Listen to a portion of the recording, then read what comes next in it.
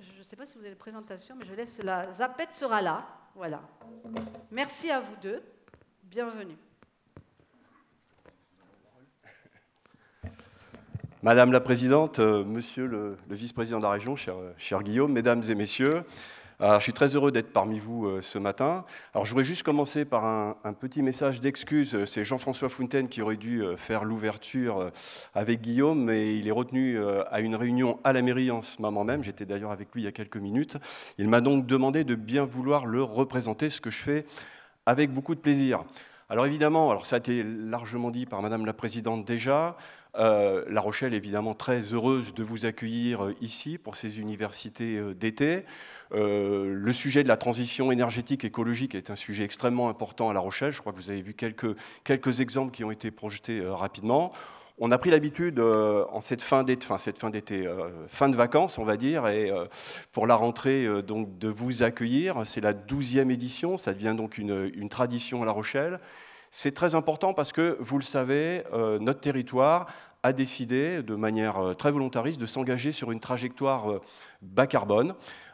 Et il est très bien de commencer cette année, les années régulièrement, par vos universités d'été qui permettent d'apporter, de faire une actualisation en tout cas des connaissances en matière de transition énergétique et écologique, qui permettent de promouvoir aussi des innovations et de faire en sorte qu'on puisse avancer sur cette question et de lutter contre le changement climatique qui est effectivement une menace extrêmement importante pour l'humanité, mais également la biodiversité. Et en regardant le programme cette année, on s'aperçoit que la dimension, la problématique de la biodiversité aujourd'hui est adressée de manière plus importante. Alors vous le savez, notre territoire s'engage sur une trajectoire bas carbone. Vous avez déjà entendu parler, parce que j'ai eu l'occasion de venir vous le présenter au moins par morceaux, et puis Jean-François Fontaine le fait assez régulièrement, le territoire rochelais à l'échelle de notre agglomération. On s'est engagé sur un programme qui s'appelle La Rochelle Territoire Zéro Carbone. L'idée, c'est d'enclencher, c'est d'amorcer fortement une trajectoire bas carbone sur notre agglomération à l'échelle du territoire, donc une politique publique territoriale. L'idée, c'est d'essayer d'atteindre la neutralité carbone en 2040. Donc on s'inscrit logiquement dans l'accord de Paris, on s'inscrit logiquement dans ce qui consiste à essayer de territorialiser, d'appliquer localement la stratégie nationale bas carbone, parce que c'est très bien d'avoir des conventions internationales, d'avoir des objectifs nationaux, mais si ça n'atterrit pas sur les territoires, on a peu de chances, évidemment, d'atteindre nos objectifs. Donc on a pris nos responsabilités. Donc ce programme La Rochelle Territoire Zéro Carbone, fondamentalement, c'est un projet, c'est un territoire d'innovation. Donc on a été lauréat d'un projet, c'était en 2017, donc on a un financement pour 10 ans pour nous accompagner. Fondamentalement, c'est 70 actions qui permettent de tester des solutions technologiques, des solutions organisationnelles, des questions un petit peu plus sociétales. L'idée, c'est de les tester, et ce qui fonctionne, c'est de le généraliser. Et pour le généraliser, on dispose d'un outil qui s'appelle le Plan Climat Air Énergie Territorial. C'est un document de planification, c'est une feuille de route politique, qui est réellement le document qui permet de territorialiser les engagements français en matière de lutte contre le changement climatique. Et ce PCAET, il se fait qu'on l'a voté cette année, après 3 années de travail assez compliqué. C'était assez facile sur tous les sujets, sauf sur le sujet des énergies renouvelables, vous vous en doutez, puisque à l'échelle de notre communauté d'agglomération, on a une partie rurale assez développée où il y avait des projets d'implantation de projets éoliens, et ça suscite évidemment énormément de polémiques. On a quand même réussi à dépasser ces difficultés. On a voté donc notre PCAET cette année au mois de mars.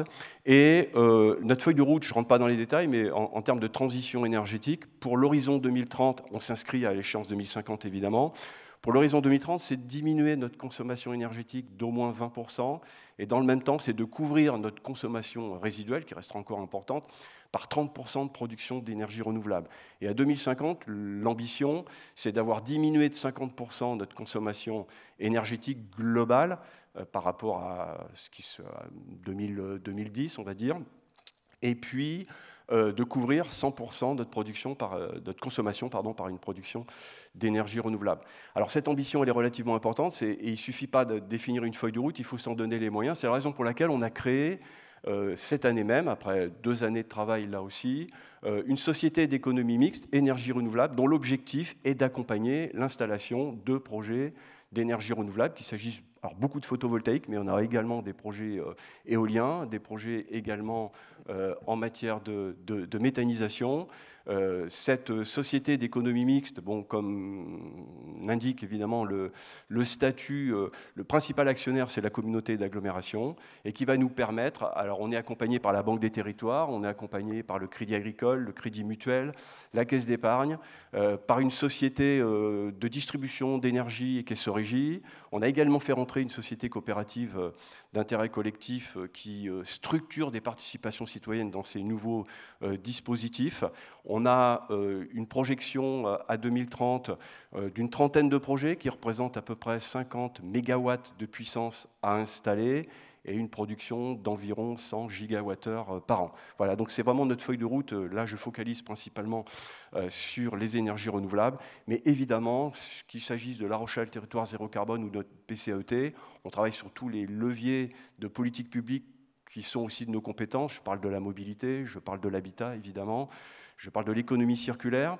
Les questions de séquestration, et je crois que j'aurai l'occasion de m'exprimer sur ce sujet cet après-midi, une table ronde où on parle de l'importance de la biodiversité dans les stratégies de neutralité carbone. Je vous montrerai un petit peu ce qu'on fait à l'échelle de notre territoire au niveau des zones humides, qui sont des puits naturels de carbone extrêmement importants.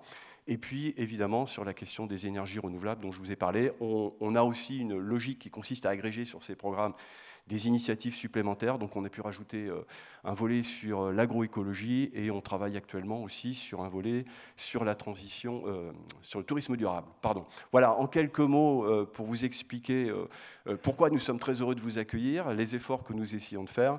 Et puis, je vais laisser la parole à la région maintenant, à Guillaume. Et puis, je vous souhaite de très bonnes universités et puis des échanges les plus fructueux possibles. Je vous remercie.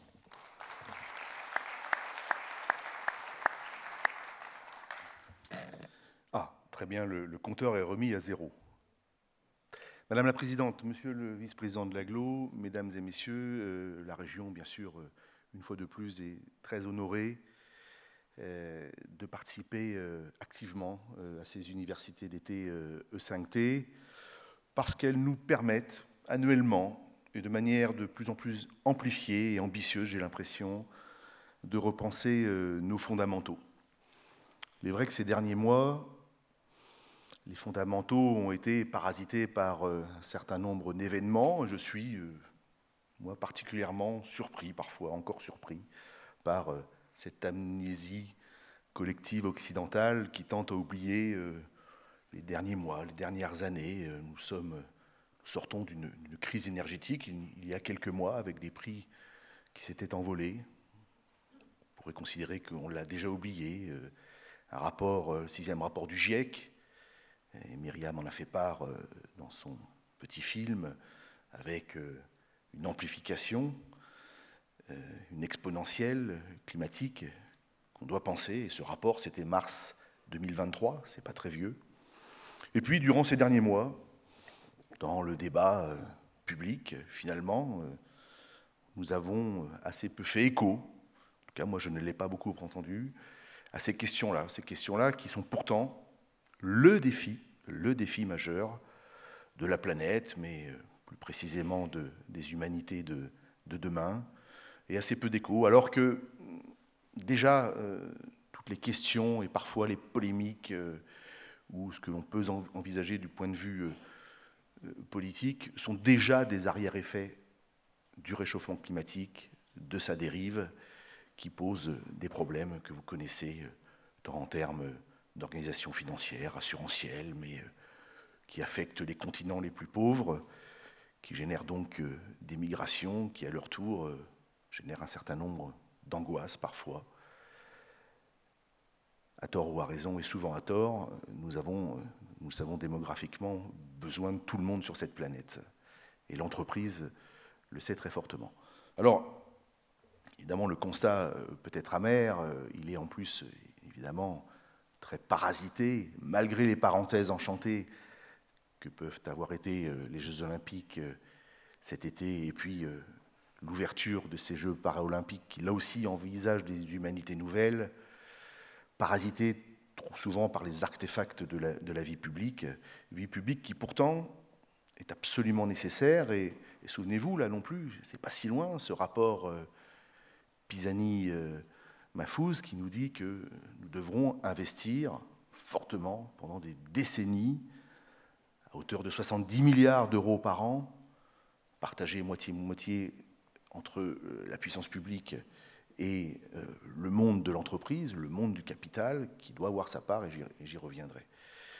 Et pour une région, ça peut être très important, ça peut être de l'ordre de 500 millions d'euros par an, si l'on considère que ce rapport nous dit 6 milliards pour les régions, qu'il y a 13 régions, voilà, le volume est à peu près celui-ci de 500 millions, 1 milliard par an. Et comment le penser?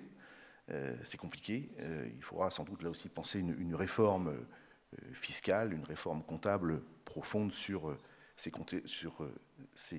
côtés-là pour que l'action publique puisse accompagner largement, de manière ambitieuse, le monde de l'entreprise. Et pourtant, nous, avec les agglos d'ailleurs, et les régions, nous sommes au cœur de ces préoccupations. Ça fait partie de nos compétences qui sont premières, qui sont fortes, l'accompagnement du développement économique avec ces considérations de transition qui affectent bien sûr les questions énergétiques, les questions climatiques, les questions d'atténuation, d'émissions ou de séquestration, mais aussi toutes les questions adaptatives. Nous y reviendrons, nous en aurons l'occasion durant toutes ces tables rondes, pour penser une nouvelle organisation, des nouvelles coopérations, de l'innovation technologique, bien évidemment, qui est une des réponses, mais pas la seule. Nous penserons demain les coopérations, nous penserons différemment, et c'est déjà le cas pour beaucoup d'entre vous dans cette salle, notre relation à la nature, la question des ressources biosourcées, qui peuvent être une formidable opportunité. Et je voudrais finir par ça, après ce tableau qui parfois peut être un peu tragique, et qui est certainement inéluctable, en tout cas, non pas en matière de tragédie, mais en termes de courbe d'évolution. Nous savons que nous devrons nous adapter, mais toutes ces considérations doivent être aussi envisagées par les opportunités pour les entreprises, les opportunités aussi pour l'action politique, pour les programmes d'action politique, qui devront penser ça, et nous devrons d'ailleurs le penser ensemble. Rien ne se fera les uns sans les autres, nous devrons tous coopérer par la voie publique, dresser le cadre, et puis un cadre au sein duquel l'entreprise devra trouver ses pérennités. Et en tout cas, à la région Nouvelle-Aquitaine, avec notre programme Néoterra, c'est ce que nous accompagnerons durant encore de nombreuses années. C'est très fort chez nous, c'est très fort pour Alain Rousset, le président de région. Voilà la voie que nous vous proposons de tracer ensemble. Merci à toutes et tous, bonne université, bons travaux, et on aura l'occasion d'en reparler tout au long de la journée. Merci.